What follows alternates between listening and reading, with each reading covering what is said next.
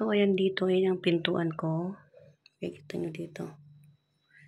May dryer, may washing machine sila. Ito naman is washing machine ng damit ko pwede. Pero pwede rin akong mag-dryer. Hindi lang ako pwede dito sa kanila yan. So, dito, ang aking kwarto. Ayan ang aking kama. Ayan, double deck siya. Yung mga nasa taas, ekstrang kumot, ekstrang unan, mga yan. So, yan. Dito ang aking lamesa. Ito ang aking cabinet. So, this one is actually nandito siya. Pero, nilagay ko siya dito para may space ako dito. And then, para din may mapaglagyan ng aking waleta dyan. So, ito yung mga bags ko na ginagamit ko during day off. Kasi nga masikip ang ating kwarto, pero okay naman siya. And then, itong aking toilet. Medyo magulo guys ha. Hi! So, dito ang aking toilet naman. Ayan. Mga to, binili ko to nung dumating ako. Hair straightener, hair dryer, lahat ng mga yan. Ano ko, binili ko. Itong aking shower area. Ayan.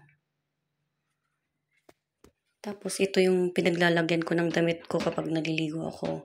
Tapos, itong cabinet naman na to, dito siya actually, dito sa gilid na to. So, I find some space para ilagay yung mga gamit ko ng maayos. So, ganyan lang. Masikip lang yung daanan ko papunta doon. Pero okay naman. Ibaba ko yan. So, ayan. Ganito po ang aking kwarto. Ang aking toilet at aking kwarto. Ayan siya. Yung mga rugs na to, ako yung bumili nito. Binili ko to, binili ko din yan. So, ganyan lang siya guys. Tapos dito sa labas. Ayan. Ito nga yung washing machine. Washing machine nila, dryer, washing machine ko. Dito nilalagay yung laundry kapag ka nalabhan na. Natupi ko na, nailagay ko na doon sa taas. So, ayan. Mamayang gabi na naman. So, ito yung cabinet. And then, may isang ano dito. May lababo ulit. Hindi tayo pwedeng lumabas dyan kasi may camera dito sa taas. So, hindi ko alam kung naririnig nila ako. So, ayan lang guys. Ito yung mga snacks ko. Nagkape ako kanina. So, yun lang po ang ating room tour.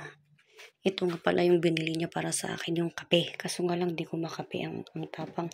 Sabi nila, i-dilute sa tubig, pero ayoko, ibigay ko na lang sa kaibigan ko. And then nga pala, may aircon tayo. May aircon din tayo dyan. So, hindi tayo nagiging sardinas sa gabi. So, yun lang guys. Bye!